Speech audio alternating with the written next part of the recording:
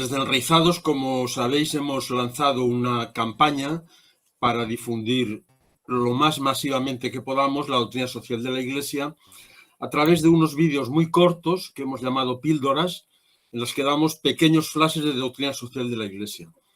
Estas píldoras las vamos a ir difundiendo cada 15 días e intercalaremos, es decir, que cada 2 semanas también pues haremos este podcast refiriéndonos a la perla correspondiente, ¿no?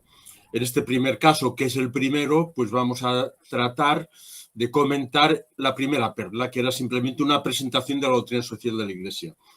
Que yo creo que ahora con el Papa León XIV, bueno, pues quizás se hable un poco más, ¿no?, de la doctrina social de la Iglesia. Pero sí me gustaría que comentáramos pues una serie de reflexiones juntos que se me ocurren a bola a pie. Una de ellas es por qué la Iglesia o por qué es tan desconocida la doctrina social de la Iglesia. Y un segundo punto de reflexión sería en una sociedad, en un país, en un estado laico como el nuestro, los católicos debemos participar en la vida pública, podemos de hecho participar en la vida pública. ¿Por qué se trata de limitar nuestra acción política en la sociedad? Bueno, más o menos alrededor de estos temas, pues abramos un debate, más que un debate, pues unos comentarios, ¿no?, de cada uno de nosotros. Alfredo es uno de los participantes, también Francisco Gilet, Vicente Medina, Marcos Antonio, Gonzalo y José Ignacio Echegaray, que creo que está por ahí. Así que el que queráis de vosotros, adelante. Bueno, yo si queréis, pues rompo un poco el hielo. Yo la poca difusión de la doctrina social de la Iglesia, en parte lo comparo, como los que nos gusta el tema de la historia, como el tema de la leyenda negra. Que hay los contrarios a la Iglesia, los contrarios a España, han sabido difundir muy bien lo que es su pensamiento. Y yo creo que igual que con la leyenda negra, los diferentes monarcas y España en general no supieron cómo, no le dieron importancia a su contrapublicidad, de alguna forma. Yo creo que en la doctrina social de la Iglesia pasa un poco con la Iglesia, ¿no? Los anti-Iglesia defienden muy bien sus posturas y la Iglesia quizás no está dando importancia a esos ataques que a veces se pueden considerar o se consideraban pues un poco como un mosquito sobre la piel de un elefante, ¿no? Y yo creo que es un poco lo que ocurre, ¿no? Doctrina social, la Iglesia no ha sabido, no ha querido, no ha considerado importante el difundirlo, apoyarlo y extenderlo. Es mi punto de vista, ¿vale? Yo Marcos, por eso es el activa el micrófono, por favor. Perdonar, sí, ahora ya. Yo estoy de acuerdo con lo que dice Vicente, pero me retrotraigo a unos muchos años para atrás. Yo cuando estaba estudiando los escolapios allá por los años 60, 59, 60, yo tenía una asignatura en el bachillerato que se llamaba Doctrina Social de la Iglesia. Y teníamos un año completito de doctrina social de la Iglesia, de manera que la Iglesia en algún momento sí que ha estado interesada en el asunto. Yo creo que sí está. Otra cosa es que hayamos dejado, o se haya dejado de publicitar, digamos, o de hablar de ella a partir de cierto momento de la Iglesia. Yo no sé, me imagino para las causas, pero vamos, las tengo para mí y a lo mejor son compartidas por vosotros, pero a partir del Concilio Vaticano II, por ejemplo, se dejó de hablar totalmente. Y ahora únicamente, a partir de hace una semana, pues con la elección de León XIV, pues todo el mundo habla de lo mismo en las televisiones. Entre eventos se ha abierto ese capacho. Entonces, parece que se va a poner de moda, sí. Sí, perdón, es mi teléfono que está mandando mensajitos. Francisco, adelante, Chisco. Bien, yo diría en primer lugar que hay que establecer el contexto histórico en el cual fue proclamado, promulgado o declarado la Rerum Novarum, que es el principio, la gran encíclica de León XIII, ¿no? En aquellos tiempos había unos cambios sociales, económicos, laborales, pero las atenciones posteriores vinieron con respecto a la doctrina social de la Iglesia, con la Lagunes Fessers de 1981 o la Caritas in Veritate de 2009. El lenguaje es complicado, efectivamente, ¿no? Y también la competencia con otras ideologías también se ha dado, como eso del socialismo y el liberalismo. Pero también en el año 1991, la Centésimos Agnus hace una ampliación de la Rerum Novarum. Pero todo ello puede dar como resultado el que en determinados aspectos y determinados contextos no ha habido la doctrina social de la Iglesia ha sido olvidada tanto por los docentes como por los catequistas como por los párrocos. Sin embargo, hay un momento de alegría. León XIV ha recogido la antorcha de León XIII y su Rerum Novarum y ha introducido en sus primeros parlamentos, discursos, homilías o como quieran llamarle, la doctrina social de la Iglesia en su pontificado, como un medio o instrumento para enfrentarse a una nueva revolución, la revolución tecnológica, la inteligencia artificial y sobre todo la sociología con la ideología de género, que la considera un ataque directo a lo que es el hombre en su sentido más amplio, la familia, como institución creada por Dios, como hombre y mujer, sin términos neutros como la homosexualidad. Por lo tanto, a partir de este momento, yo entiendo que se va a producir un movimiento profundo de conocimiento y expansión de lo que dice y expone la doctrina social de la Rerum Novarum. Esa es mi opinión en este punto. Gracias, Chisco. Y Gonzalo, ¿quieres añadir algo?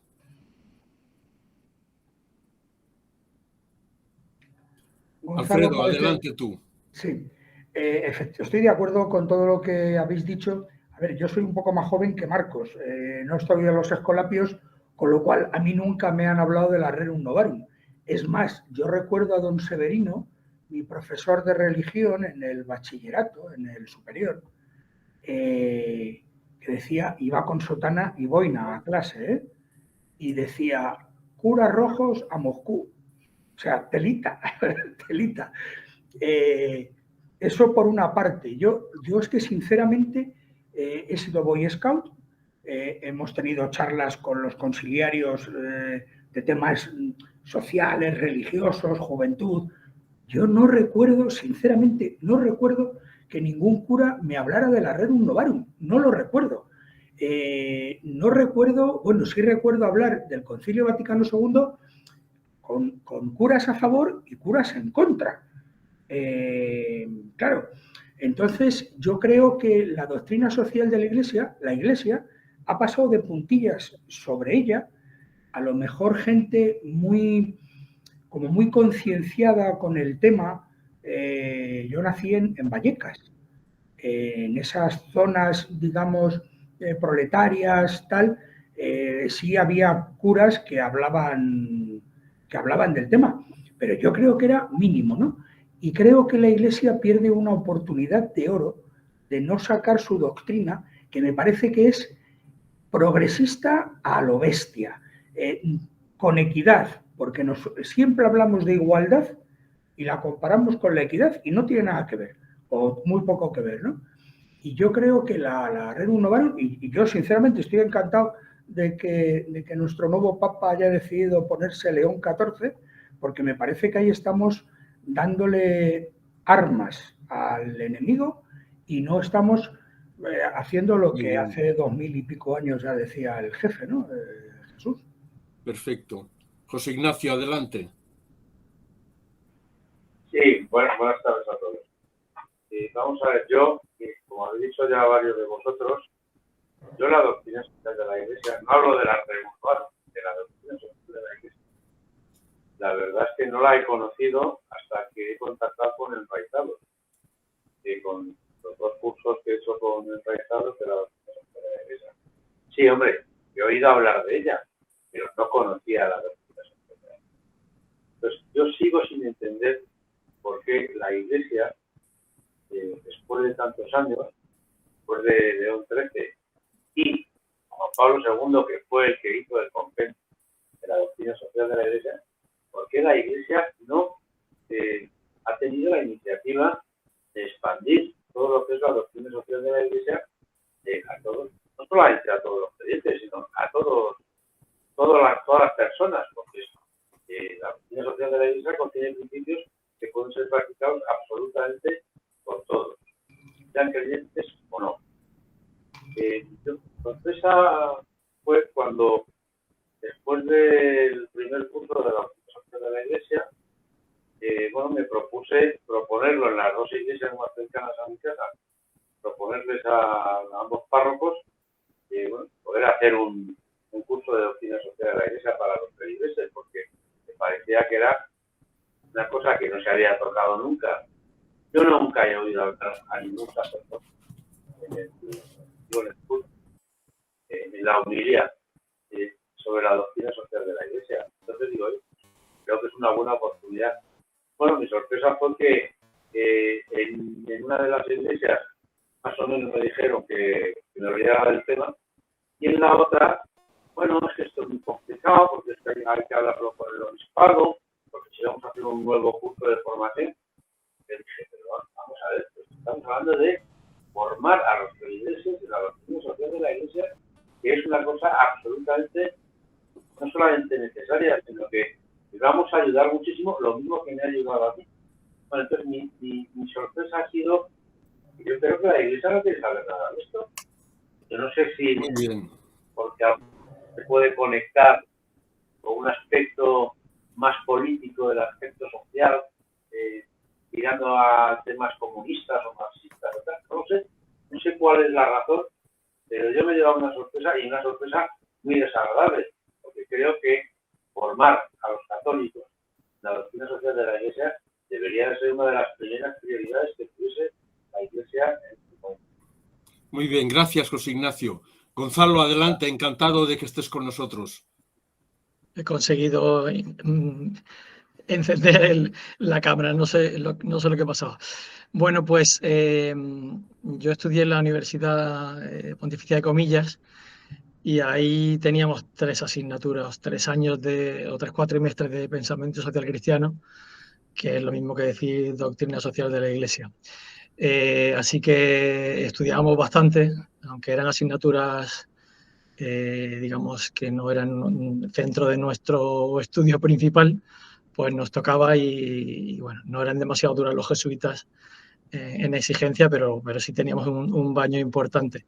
Es verdad que desde los años 90 que estudié la carrera, pues prácticamente no había seguido el tema, no me acordaba casi nadie. Ha sido a raíz de que recibo los emails de José Javier y de la elección del nombre del Papa, que me puse el viernes pasado a retomar y a repasar. Sí que creo que, por un lado, es una materia muy amplia, es una materia, es que ocupa prácticamente todo. O sea, vale, quitas la liturgia, quitas teología, pero todo lo demás que sí hace la Iglesia en el día a día, mejor y peor, unos curas mejor y otros curas peor.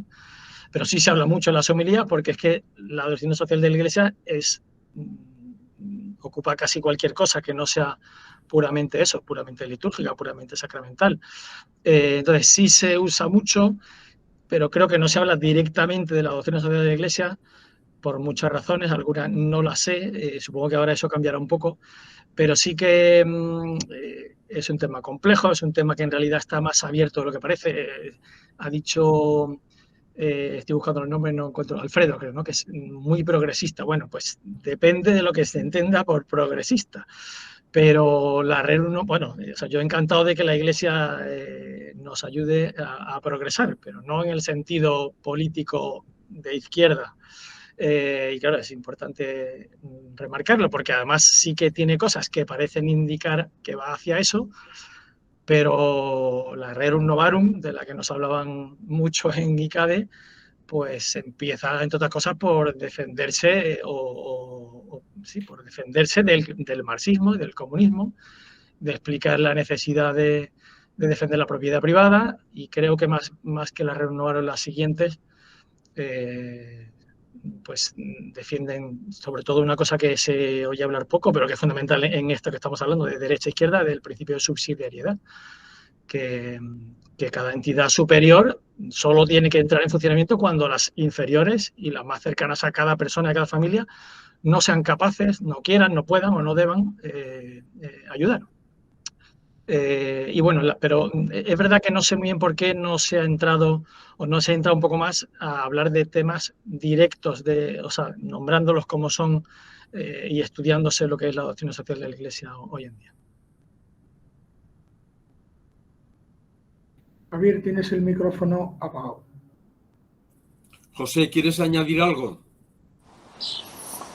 Nada, yo creo que ha quedado muy claro, ¿no? Al final hay una duda de por qué no se da a conocer más la doctrina social de la Iglesia.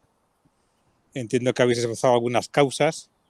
Yo creo que una de ellas es huir de ese mundo partitocrático que tantas veces divide a la sociedad, y algunos, de forma equivocada, pueden entender que la doctrina social de la Iglesia tiene algo que ver con eso, cuando tiene algo que ver con la política con mayúscula, ¿no?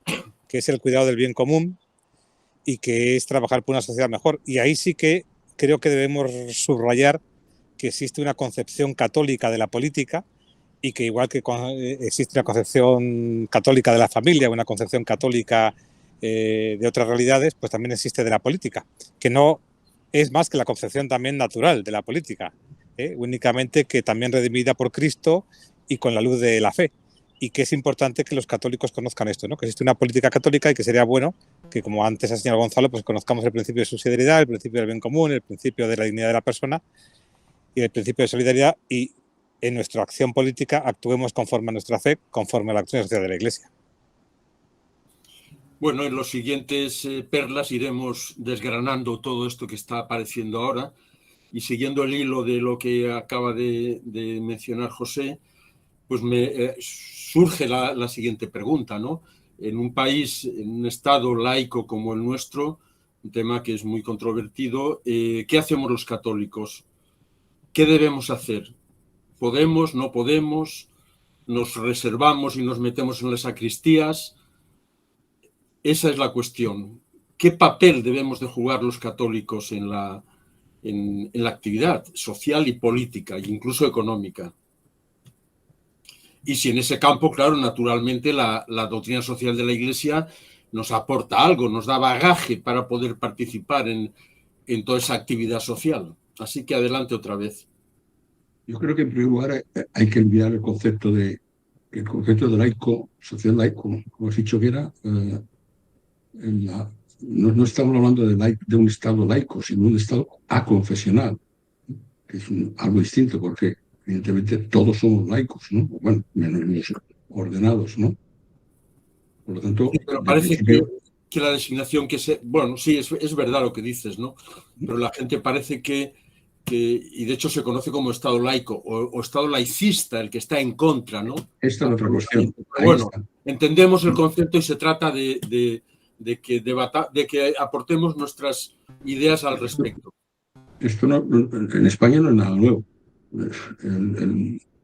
Hubo un ministro, un director general de enseñanza primaria, Rodolfo Llopis, en la República, que gritaba: hay que apoderarse del alma del niño o de los niños. Ese es el grito del lenguaje pedagógico de la Revolución Rusa. Y en ese estamos. La señora Cela ha dicho dijo otra vez que no podemos pensar de una manera que los hijos pertenecen a los padres, ¿no? A partir de ahí, pues resulta que el individuo como tal desaparece y el Estado se interpone o se antepone a ese individuo. Pero eso se demuestra con los ataques a las instituciones privadas, sean las que sean. Lo único que interesa, ni sanidad, ni enseñanza, sino lo único que interesa es que el Estado lo ocupe todo, se apropie de todo, y así estamos, ¿no? En que hoy, por ejemplo, la Fiscalía, los jueces, el 25% de los jueces podrán entrar a dedo en el escalafón de la magistratura, lo cual es una verdadera barbaridad. Pero, en fin, al fin y a la postre, estamos en el estado de bienestar y se supone que este es el objetivo último o primero, según se vea. Y obviamente ese estado de bienestar ha acomodado de tal manera a nuestra sociedad que no hay nadie que se levante ni levante la mano, como hacemos hoy aquí, para decir basta ya y que el hombre está por encima del Estado, evidentemente.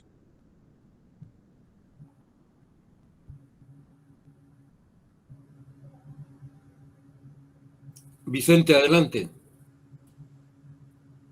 Bueno, dos cosas. Primero, en mi función de árbitro, que nos acercamos a los 20 minutos, ¿vale? Estamos en 18 minutos y poco, ¿vale? Así que, aunque parece que hemos hablado poco, hemos hablado bastante y ya nos acercamos al límite. Y lo segundo, sobre la pregunta que tú hacías. Hombre, yo creo que la respuesta, y no hay que ponerla en duda de todos los aquí presentes, otra cuestión es que invitásemos a otras personas contrarias, es que los católicos debemos de estar en la calle.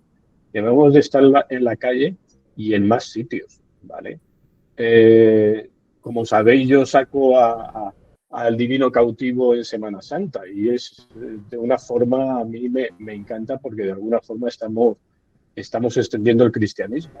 Cuando veo a la gente se le saltan las lágrimas cuando a mi paso o veo a un extranjero que se queda con la cerveza en la mano con los ojipláticos viéndonos pasar. ¿Vale? Yo creo que los cristianos, pero no solamente es el tema, la doctrina social de la Iglesia, yo creo que va algo más allá de esa representación, ¿vale? Yo siempre me acuerdo de palabras oídas cuando era más joven de esas cosas son de las cosas de los curas, ¿vale?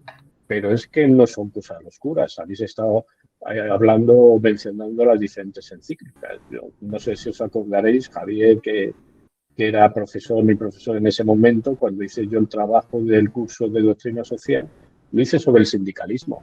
Sí. ¿Vale? Es decir, la imagen de la presencia de una visión católica en el sindicalismo es algo que no existe y que se ha perdido. Me acuerdo hace tiempo que había sindicatos de corte católica. Eso se ha perdido. Yo creo que la diferencia principalmente entre un sindicato, con los que soy muy crítico, que hablan de masa y hablan verticales en una visión del siglo XIX, porque no han evolucionado demasiado desde su pensamiento del siglo XIX, la visión católica sobre un sindicato es pensar en la persona. Es decir, sería ideal un sindicato cuando viese a la persona, me diese lo mismo si esa persona fuese un trabajador o fuese evolucionando hasta llegar a un puesto directivo o hoy fuese de metalurgia y mañana sea del mundo digital. Al sindicato le debería dar lo mismo y sin embargo no es así. El sindicato, cuando tú empiezas a escalar en la jerarquía de una empresa, dejas de ser sindicable, ya empiezas a ser otra cosa, ¿vale? Ya no nos gustas, ¿vale? Porque piensan en la masa. Piensan en la masa es un pensamiento, por decir, del siglo XIX, marxista y tal, ¿vale? Si no eres masa y no tal. Y yo creo que esos son yo creo que quizás lo que falta en la doctrina social es cómo implementarla en nuestro trabajo diario y en nuestra vida diaria, con ejemplos claros. ¿Cómo verías tú un sindicato que pensase en la doctrina social de la Iglesia? ¿Cómo verías tú una empresa si pensase en la doctrina social de la empresa, en el trato con los trabajadores, en el trato con otras empresas, en el trato con participantes, incluso desde un punto de vista accionariado? Yo creo que ese es un reto que no sé si los que estamos aquí podríamos trabajar en él. ¿Vale? Muy bien. Espero que con el desarrollo de esta iniciativa lleguemos a tratar esos temas del sindicalismo, de la economía, etcétera. José y Alfredo. José, venga, adelante. El micro. Sí, muy rápidamente digo. Primero, el cristiano es luz del mundo, nos lo dice el Evangelio, y sal de la tierra, y por tanto tenemos que activar la fe en todos los ámbitos de la vida y también en el mundo cívico, social y político. Y segundo, también recordar que cuando el Señor nos recuerda el juicio final y dice que unos se sitúan a la derecha y se salvan y otros a la izquierda y se condenan, no sé por qué dice uno a la derecha y otros a la izquierda, pero es lo que dice, nos recuerda que los que se salvan no son los que rezan mucho, los que han ido a misa todos los días, los que han comulgado, sino que es otra cosa, ¿no? Es porque tuve hambre y me diste de comer, porque tuve sed y me diste de beber, porque estaba peregrino y me hospedaste, etcétera, etcétera. Es decir, que hace referencia precisamente a la acción social de la Iglesia, a la acción social de los católicos, o a la acción social de las personas de buena voluntad que se basa en la doctrina social de la Iglesia. Por eso es tan importante que la conozcamos y que la ejercitemos, porque en ella está en gran parte nuestra propia salvación, aunque bueno, nuestra salvación siempre está en la misericordia de Dios y en que Él nos salva, ¿no? Alfredo, adelante. Pues para no reincidir, un cristiano, un católico, no solamente puede participar en la vida política, sino que debe participar en la vida política. Y como vamos regular de tiempo, ya no digo más. Gracias, Alfredo. Marco. El altavoz, el micrófono, porfa. Yo creo que los católicos siempre han participado en la política. Y recuerdo, o quiero recordar, los antiguos sindicatos agrícolas obreros, que eran todos acción católica. Eran obreros y católicos. O sea, estaban participando en la vida activa política porque estaban, sobre todo en los pueblos. Yo recuerdo las cajas rurales y esas cosas que eran todas de acción católica, e incluso a nivel industrial estaban las hermandades del trabajo. No era un sindicato en sí, pero sí era católico. Entonces, yo creo que eso es que se ha perdido, se ha destruido, como tantas cosas que se ha destruido en los últimos años. Entonces, quizá podemos retomar esas cosas o esa visión de la vida. Yo he estado dando clases de cooperativismo en el año 82 con Hermandad del Trabajo. Entonces, y era a gente católica, a los pueblos con gente católica. Entonces, yo creo que siempre ha habido por lo menos esa intención. Muy bien. Gonzalo, adelante. Sí, yo recuerdo de las pocas cosas que no se me han olvidado de los años 90 de la asignatura y tal, era que una de las cosas que discutió la Iglesia, creo que no era que fue posterior a Rerum Novarum ese discernimiento, frente a la duda de si había que tener partidos católicos, que es parecido a lo de los sindicatos católicos, la Iglesia lo que vio y decidió es que había que tener católicos en los partidos, no partidos católicos, sino católicos en los partidos. La duda es muy natural y yo, de hecho, a día de hoy nunca he pertenecido a ningún partido, aunque llevo los últimos años dándome cuenta de que tengo que hacerlo. Es porque uno no ve ningún partido que parezca coincidir de manera sustancial con lo que uno piensa como católico. Al menos me pasa a mí, pero veo que le pasa a mucha gente católica cercana. Entonces entra la duda de cómo voy a meterme si aquí defienden tal cosa. Pues por mayoría, aunque no sea más que eso un número, pero bueno, en España el PP pues ha ido renunciando a muchas cosas que tenía y ha ido perdiendo, por ejemplo, la batalla, o ha dado por perdida la batalla del aborto. Pues dice, ¿cómo me voy a meter yo en el PP si tal? Pues hay que meterse, hay que intentar meterse cada uno en el partido que más le cuadre e intentar que ese partido mejore. Y es verdad que es duro porque te van a hacer tragar, te van a hacer callar, pero bueno, lo peor sería no hacer nada y decir, en España no hay ningún partido que me defienda y yo no hago nada para que eso cambie. Es un poco lo que decía José Castro, de que eso sería peor todavía. Muy bien. José Ignacio, y ya vamos acabando. Si no, Vicente vuelve otra vez al ataque. Sí, muy cortito, porque es a raíz de lo que acaba de comentar Gonzalo. Yo estoy absolutamente de acuerdo en que el católico tiene que participar de la vida pública. Es una obligación, no es un derecho, es una obligación del católico y tiene que estar presente en la vida pública. Simplemente una discrepancia con lo que acaba de decir Gonzalo, es que yo creo que por mucho que nos metamos en el PP, jamás vamos a conseguir que el PP cambie sus ideas sobre, por ejemplo, el aborto, que es una de las cosas más graves que ha admitido, ¿no? Y otras muchas más. Hombre, yo creo que o una de dos, o nos metemos a un partido nuevo, o ya hay un partido que es mucho más próximo a la ideología de la doctrina social de la Iglesia. Pero yo creo que meternos en un PP sería, sinceramente, perder el tiempo. Es mi opinión, simplemente.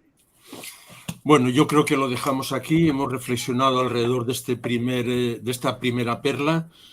La próxima semana aparecerá la segunda, en la que hablaremos de la dignidad del ser humano, que es un eje fundamental de la doctrina, y volveremos a reencontrarnos en este podcast para debatir, y ahí ya iremos entrando quizá en temas más concretitos y más cercanos a nuestras realidades terrenales, ¿no? Pues nada más, gracias porque hayamos enriquecido esta primera perla.